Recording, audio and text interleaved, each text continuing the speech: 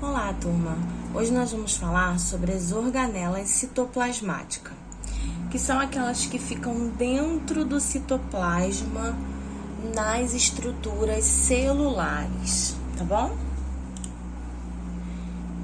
Essas organelas, como eu falei para vocês, ficam aqui, ó, na região do citosol, dentro do citoplasma das células. Elas possuem formas e funções definidas, tá? Cada uma vai ter a sua função e a gente vai ver agora. Os ribossomos, por exemplo, eles são pequenos grânulos sem membrana, formados por duas subunidades, tá?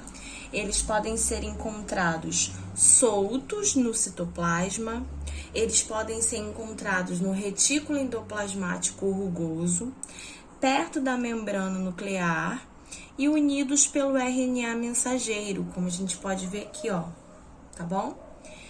Quando eles estão unidos pelo RNA mensageiro, eles podem ser chamados de polissomo ou polirribossomo.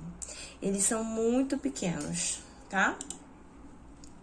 Eles são presentes em todo tipo de célula, tanto as que têm carioteca, que é a membrana nuclear, quanto as que não têm, as procariontes e as eucariontes. E eles são responsáveis pela síntese proteica, ou seja, por todas as proteínas. As proteínas dos polissomos e da membrana ficam na célula. As do retículo endoplasmático vão para fora da célula, tá? Aqui a gente tem o retículo endoplasmático. Ele é formado por uma rede de canais, como se fosse um labirinto, tá? E ele fica sempre perto da membrana nuclear, do núcleo da célula. O retículo endoplasmático rugoso faz a síntese de proteínas, como a gente acabou de ver. E algumas proteínas, elas podem receber carboidratos e se transformarem em glicoproteínas, tá?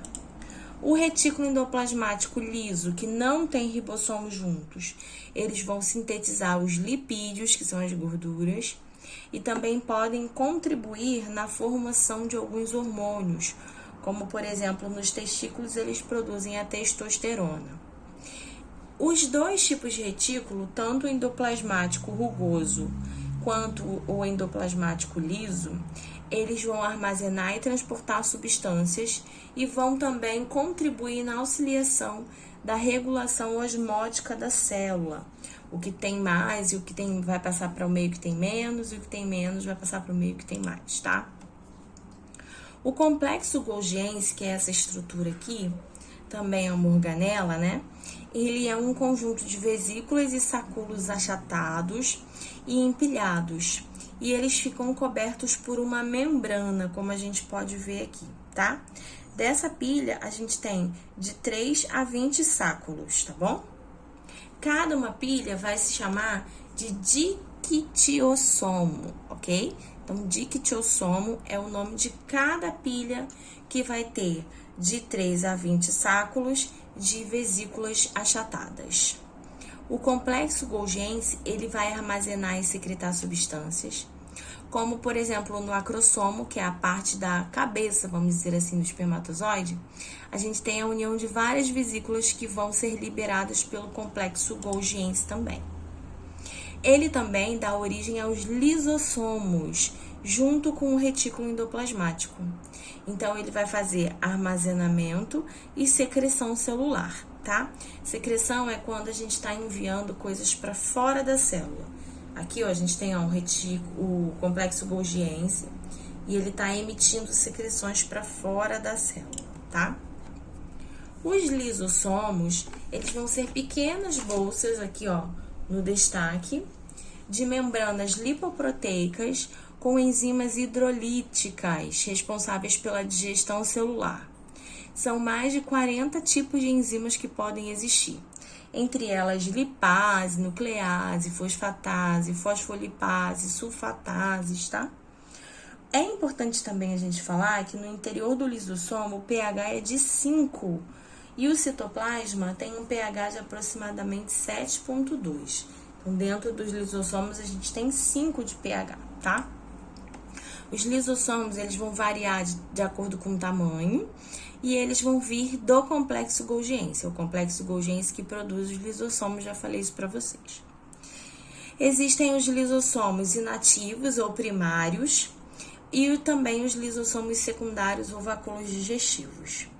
Os primários, gente, eles vão entrar em contato com a vesícula que contém estrutura a ser digerida e vai fazer a digestão, vai iniciar a digestão. Isso aí são para materiais que estão fora da célula e vão entrar na célula, tá?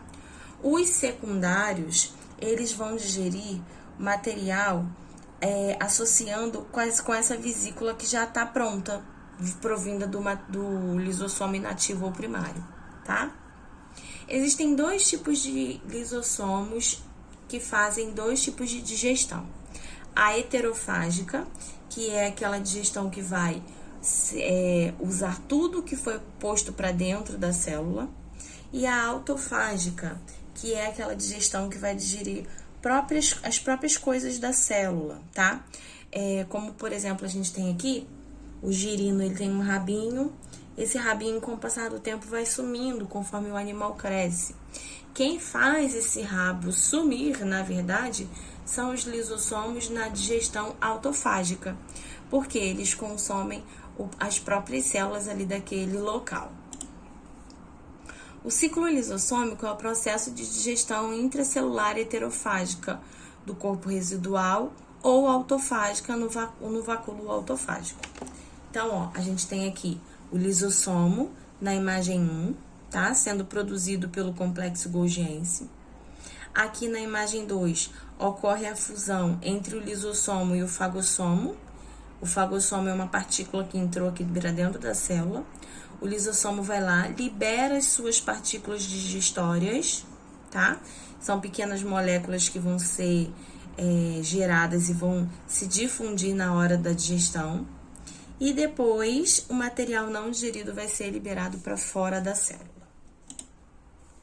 Agora, a gente vai falar um pouquinho sobre os peroxissomos, que são pequenas vesículas também lipoproteicas, que possuem enzimas oxidantes no interior, e somente em células animais ou vegetais que elas existem, chegam ao número de até 400 por célula. Elas vão se originar por uma fissão binária, ou seja, ela vai crescer e vai se dividir em dois, tá? Uma autoduplicação. Tem enzimas oxidantes que vão degradar as moléculas tóxicas presentes no organismo. Então, como isso vai funcionar? Ó, aqui, esse R vai representar todos os substratos orgânicos. O oxigênio que está presente no nosso corpo vai produzir uma reação de água oxigenada, tá? Essa água oxigenada, que é o peroxigênio, ele vai ser um composto extremamente tóxico para o nosso corpo, essa água oxigenada.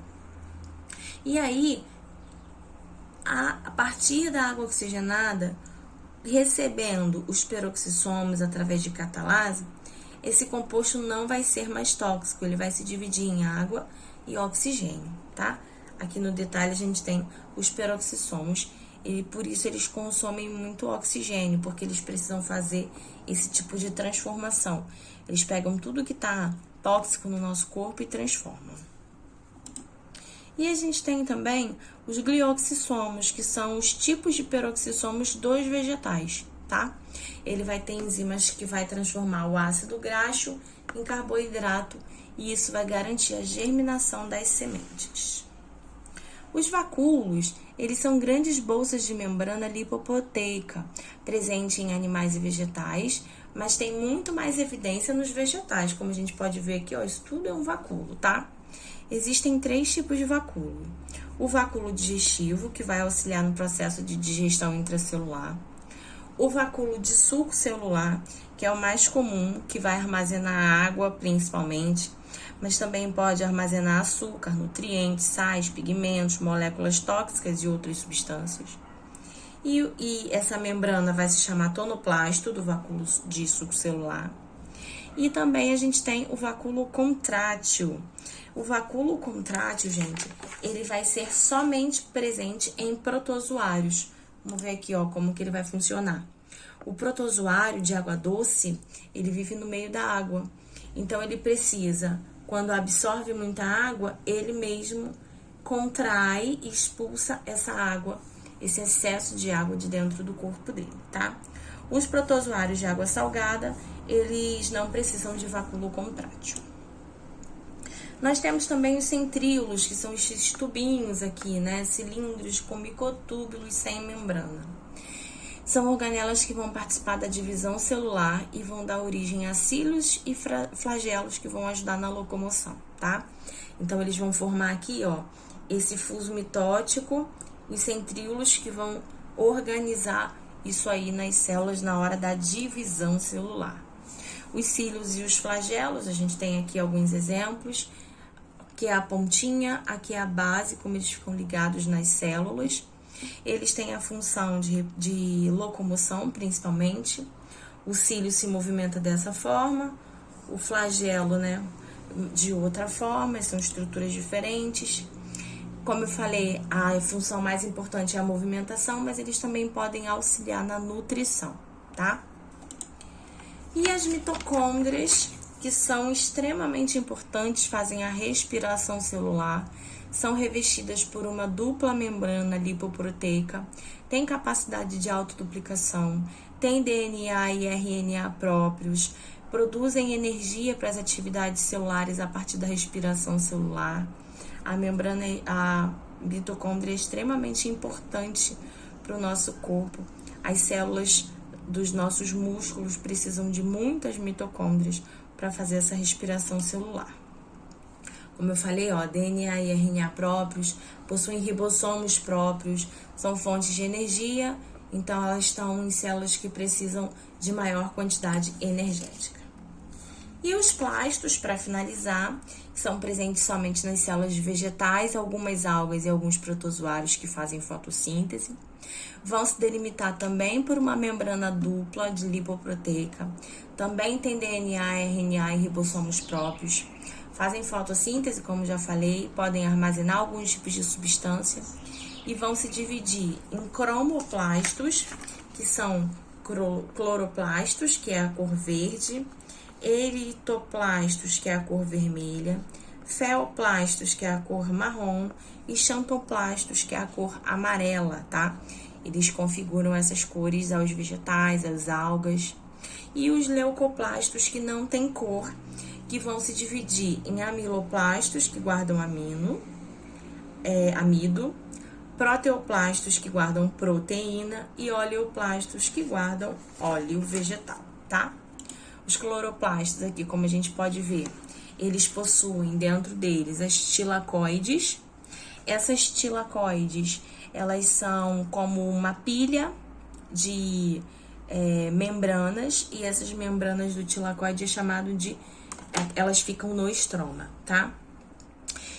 Essas membranas aí dentro que vão produzir a clorofila, e a partir daí a planta consegue fazer a fotossíntese. A planta, a alga ou o protozoário.